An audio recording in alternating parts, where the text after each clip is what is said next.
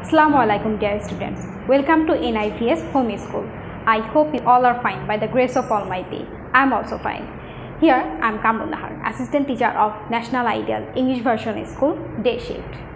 My dear students of class 8, today I am going to take your Bangladesh and Global Studies class, and our today's topic is chapter 4. So all of you take your book and go to chapter 4,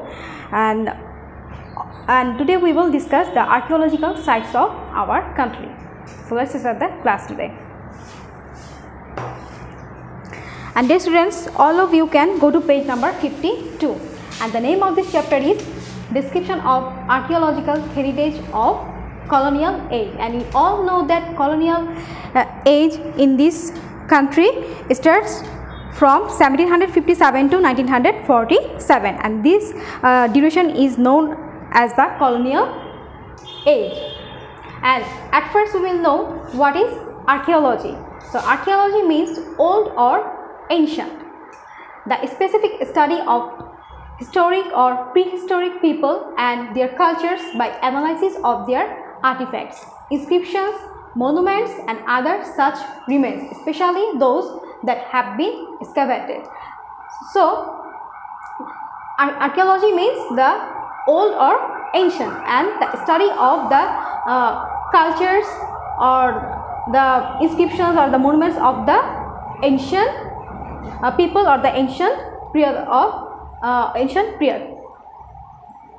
And by archaeological research, what do we mean? We mean that the old settlement and artistic work, statue or sculpture, ornament, coins of ancient period and old valuable furniture. So archaeological resource means the old settlement and what we have found in those settlements, and we get an idea of socio-cultural condition, lifestyle, beliefs and superstitions, taste and outlook of the people of that age. So by observing the archaeological resources that we have found after excavation, we can get the idea of the ancient people and their socio-cultural condition, their lifestyle, their beliefs, their superstitions, their style, how they pass their life, and how they what do they do to earn their livelihood, etc. We also get the idea of their outlook, their taste, their food, their habit, etc. That means we will get an idea of the ancient people and their civilization. That's why we need to know about the archaeological resources of different different races of people. And today we will know the archaeological sites inside Dhaka and outside Dhaka. So at first we will begin with the archaeological sites inside Dhaka. And inside Dhaka we will find different archaeological sites, but most of them are mosques, temples and churches. Those are built during the colonial age, and among them Lalbagh mosque at Haranath Ghosh Road, Lakshmi Bazar mosque, Kalutola Jame Masjid at Sutrapur, Stara Begum mosque at Sutrapur, Becharam Deuri mosque, Kaithali mosque, Chini Tikri mosque at Lakshmi Bazar. The Imambara Hussaini Dalan of the Shias are remarkable. So these are the mosques, and these mosques were built in the 19th century, and these mosques were built according to the Mughal artistic pattern, and we also get the European pattern in this architecture. And there are also Dhakeshwari Mandir and Ramna Kali Mandir in Dhaka, and these are temples, but these temples were built before the colonial period. Now we will know about the name of the churches, and these churches were built during the 18th to 19th century, but among them the Armenian church at Armanitola was the ancient, and it was built in 1781. And now there are other churches, the St. Thomas Anglican Church and the Holy Cross Church. So these are the archaeological sites inside Dhaka. But there are other archaeological sites, and they are Bahadur Shah Park at Sadarghat. And Bahadur Shah Park was built by Abdul Ghani of Dhaka in the middle of the 19th century. But it was known Victoria Park before, and it was named after Queen Victoria. But the name of this place was Anthagar Maidan, and it was the place from where the first Indian independence war of 1857 started. That means the Sipai Mutiny started from this.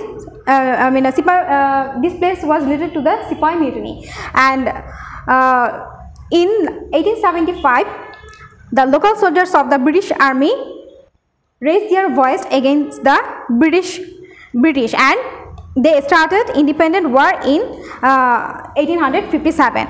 But the Indian soldiers could not win the battle, and the English hanged the rebellious soldiers who became captive at Anthagar Maidan on the trees.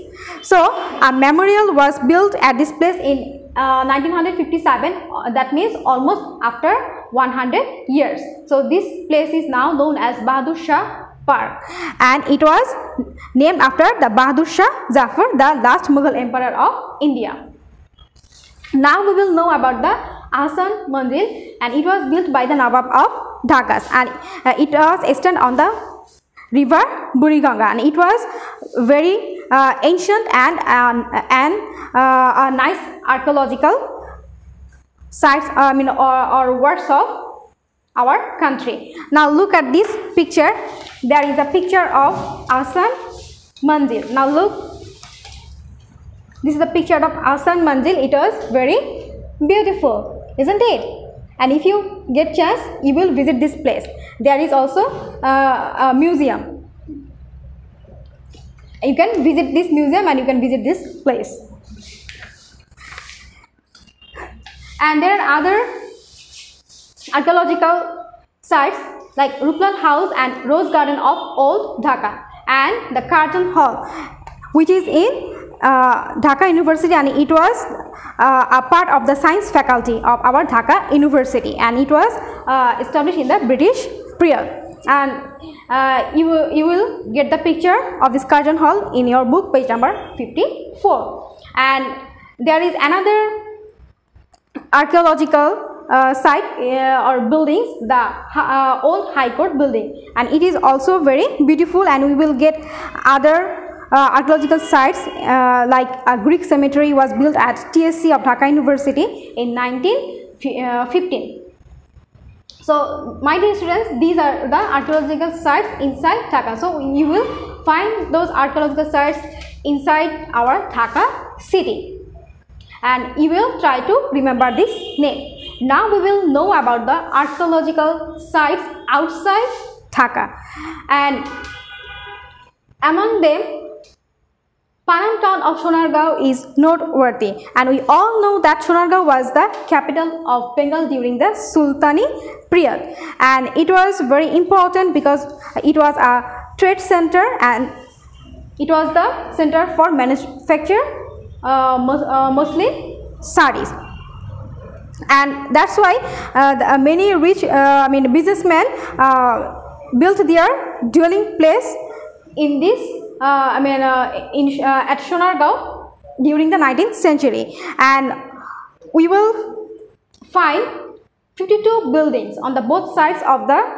roads, and that means there are 31 buildings are on the north side and 21 buildings are on the south side of the road. And except this, we will find some other beautiful buildings in Panam city, and there Sardar House, which was built in 1901, and it was a two-story building, and you will find 70 rooms in this Sardar House.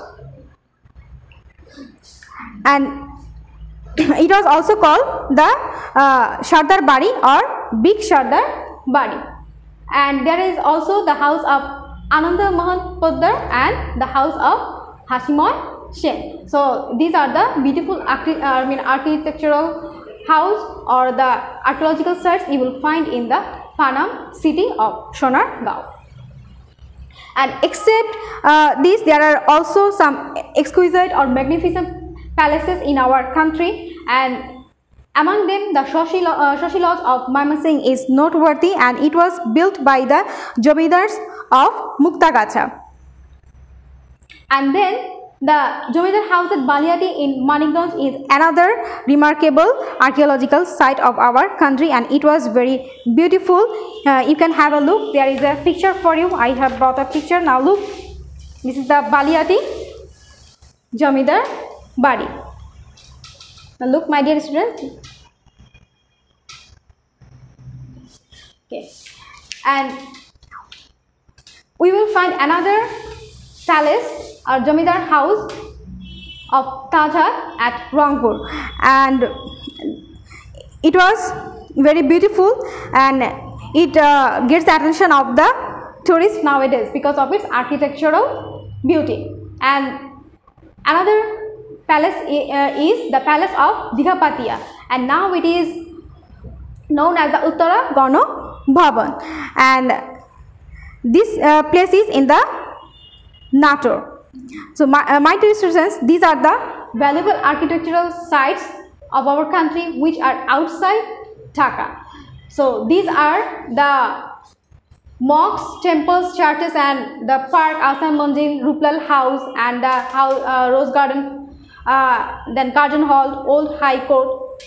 These are the archaeological sites inside Dhaka, and these are that means the buildings of the Panam city, the Shashi Lodge, Jomidar Lodge, Jomidar house at Baliati, or the Jomidar house of Tajhat, or the Dighapatia Jomidar Bari are the archaeological sites outside Dhaka.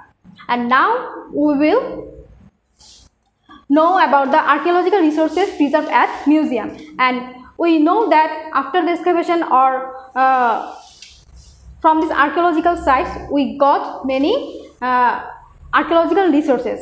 And where do you keep them? We, of course, at museum or inside the museum to visit to exhibit the people. So whenever we can get time, we will visit those museums to know about our ancient Jomidars, or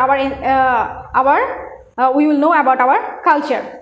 And now look, there are many museums in our country or archives. Among them, National Museum is in Dhaka, and which is at Shahabag actually, and you can visit it. And what will you find there?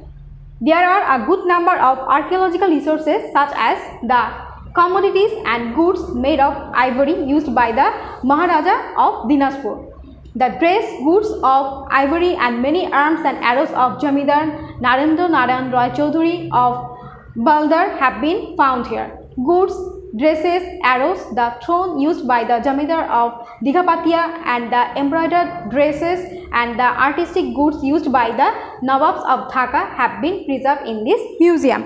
So you will you may have a look of these archaeological resources in our National Museum. That means the goods or the archaeological resources used by our Jamidars. And now we will know about the Mymensingh Museum, and it was built in 1969, and it was the department of Bangladesh government.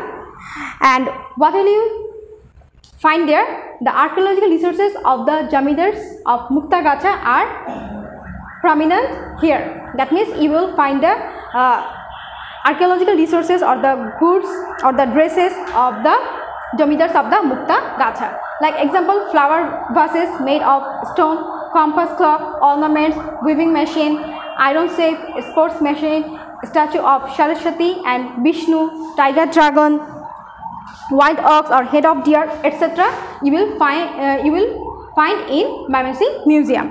And there is another archive actually, or a small museum in our Asan Manzil, and you will find dresses, cots, chairs, sofa sets, ornaments, and the photographic works of the Nawabs of Dhaka have been kept here. And there is another archive at the palace of Jamidar of Tajhat at Rangpur and at the Kuchibari at Shilaida in Kustia. And in Kuchibari you will get the photographic works of Rabindranath Tagore or the commodities of Rabindranath Tagore. And there is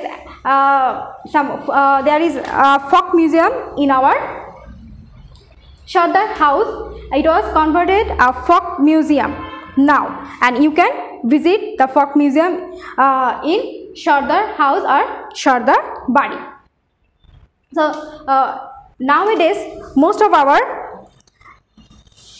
Jamidar palaces or the archaeological sites are used as museum or the archaeological archives. So you may visit those places and can have the knowledge of the ancient people or about our Jamidars and their lifestyles and their goods, what they used to wear or what they used to eat. You may know about them. So my dear students, that's all for today, and hope you will go through this chapter and do this homework. Now look, make a list of archaeological sites situated outside Dhaka. So you will make a list of archaeological sites which are situated outside Dhaka. That means the Panam town of Sonargaon, Shoshilodge of Marmeshing, etc. So you will make out a list after going through your book. So dear students, all of you will do your homework regularly and submit all your homework on every Sunday within 8 AM to 4 PM in the school library. Dear students, all of you study regularly and listen to your parents. See you again. Allah Hafiz.